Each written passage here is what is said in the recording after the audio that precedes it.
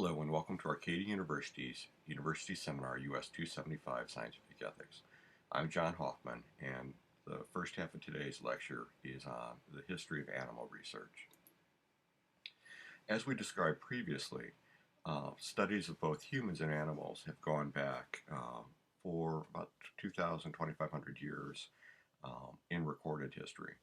And so Aristotle, a Greek physician about 300 BC, is recognized as the father of physiology because he did a lot of comparisons between humans and animals and tried to define functions associated with organs that he studied.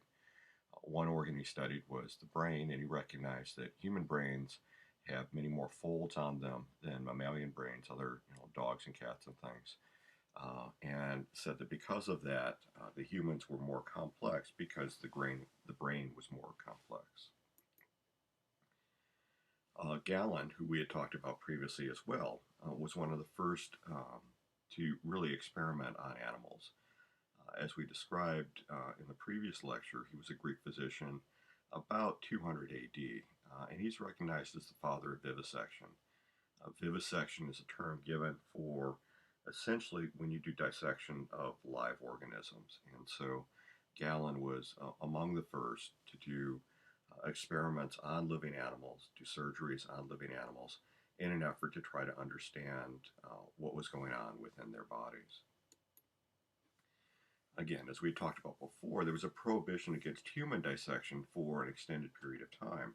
And so animals became the go-to model or the go-to source for information about learning anatomy and physiology. And so throughout history, there were a lot of experiments done on animals with the effort of trying to understand what is going on within the body. And the hope was that by understanding the animal bodies, the animal organs, there could make inferences or at least have a better understanding of what occurs in human organs. Now, in the mid-1800s, in the Victorian era in Britain, there was a rise in concern for animal suffering.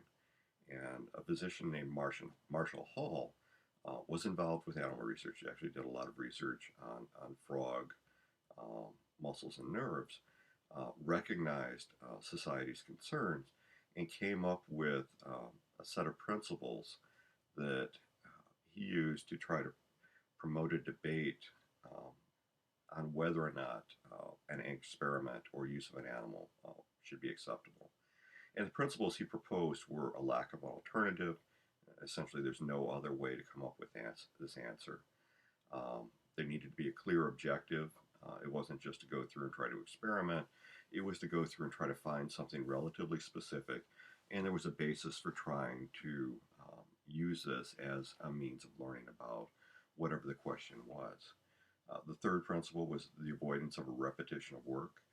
In science, there's a necessary need to repeat experiments to make sure that the first result wasn't just a random event or something that occurred that was in an uncontrolled way or not actually what you had expected to occur because you weren't doing the experiment necessarily right.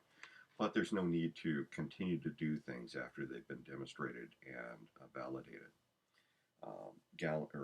Marshall Hall also proposed that there was a need to minimize the suffering, so to use painkillers, to use anesthesia when possible, at least the primitive anesthesias that they had available. And one of the important principles was that if you were going to do research on animals, you needed to be able to provide full and detailed descriptions of the results that were published for other individuals to look at so that they don't necessarily repeat the things that you've done. In 1874, at the British Medical Association meeting, there was a French doctor that was doing a demonstration on the physiological effects of alcohol on dogs. And essentially what he did was injected either alcohol or absinthe into dogs, and in doing so he induced an epileptic seizure, which was very disturbing for many people to observe. It demonstrated what he was trying to show, but it raised a lot of concerns, especially within the era and within the culture. Ultimately, the Royal Society for the Prevention of Cruelty to Animals brought charges against Magnan, the French doctor, and a few other people. Magnan escaped back to France and was never tried, um, but it really came as a boiling point or a focus point for this concern about the use of animals in research. Within the next 2 years, the British legislature passed the Cruelty to Animal Acts, and this was something that was supported by Queen Victoria, and it essentially came up with a requirement that animal experiments had to be reviewed and authorized prior to them occurring. And so, essence, individuals, normally physicians or scientists, uh, were issued a license in order to conduct animal research. Now, the five basic points that the British Cruelty to Animal Acts established were essentially the same points that Marshall Hall proposed earlier in the 18th century. Is the experiment necessary? Does it have the possibility of achieving the desired result? So, in essence, there's support to say that this is an experiment that needs to be done to advance the knowledge of the field based on previous information. Can the protocol be modified to reduce discomfort? Has the experiment been done before? Again, not repeating unnecessarily. And then, will the protocol produce valid results? Is it possible that the results learned from this will be published and shared with other individuals? And there was a lot of concern about the Cruelty to Animal Act, but it was essentially the principle that was used for about 75 years. In 1958, British scientists Russell and Birch looked at this question and came up with a revised version of principles. And this was, again, recognizing that there was a need uh, for animal welfare and research. There was a need to continue to support doing research on animals to learn about what's going on within the body. But it needed to be conducted, this animal research needed to be conducted in humane ways. And so, what Birchall and Russell proposed were essentially what are referred to as the three R's of animal research. The first R is replacement, so replacement of the animals used with other techniques when possible. The second R is reduction, so reducing the number of animals in experiment whenever possible. And then the final R is refinement, so essentially working with the experimental design, working with the protocols that are being used to ensure that animals are used judiciously, in essence, as few animals as possible, as well as minimizing or preventing the pain and discomfort experienced by the animal. So, in a little bit greater detail, replacement is the use of alternatives or adjuncts. Adjuncts is essentially a replacement term. So, the idea is that many biological organisms, other living organisms, have similarities to human beings. And the idea is that you essentially use these similarities, use other models that are available as a supplement to animal research.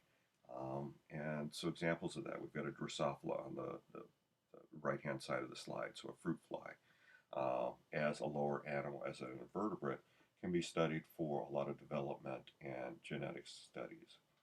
Um, Currently, there's some computer models that can be used. They weren't available at the time of Russell and Birch, but they continue to be developed and used in some situations.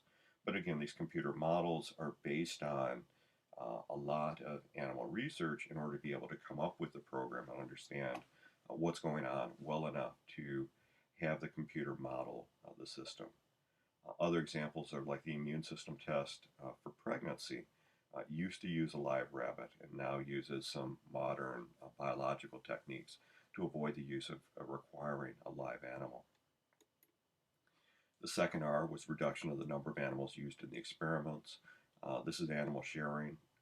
So, in essence, if a person is using an animal for an experiment, if at all possible, that animal is also used for a different experiment.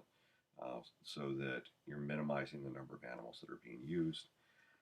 A second area is in vitro, or essentially in glass methods.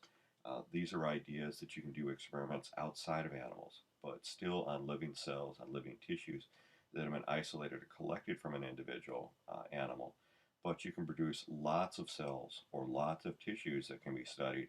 So you can do lots of experiments from a single animal as opposed to just one animal. And again, that's a relatively recent technique that's been developed. And then the final R was refinement of the techniques to minimize the pain and comfort. And so the ideas associated with this are better anesthesia, to essentially anesthetize the animal as a person would be anesthetized if they're going in for surgery, to have better painkillers, the actual technical term is analgesics, but essentially things like aspirin or ibuprofen that can reduce the inflammation and pain associated with the procedure. To decrease the invasiveness. Modern diagnostic techniques like the MRI machine we've got on the right-hand side of the screen allow you to see what's going on within the body without having to open up the body in a surgery to go in and actually look directly at it.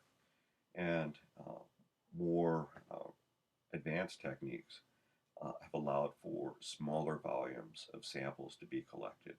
And so if you go in and give a blood test, you're essentially giving a relatively small amount of blood compared to what you would have done 20 or 30 years ago, because modern techniques allow us to use much smaller samples and come up with the same type of answer.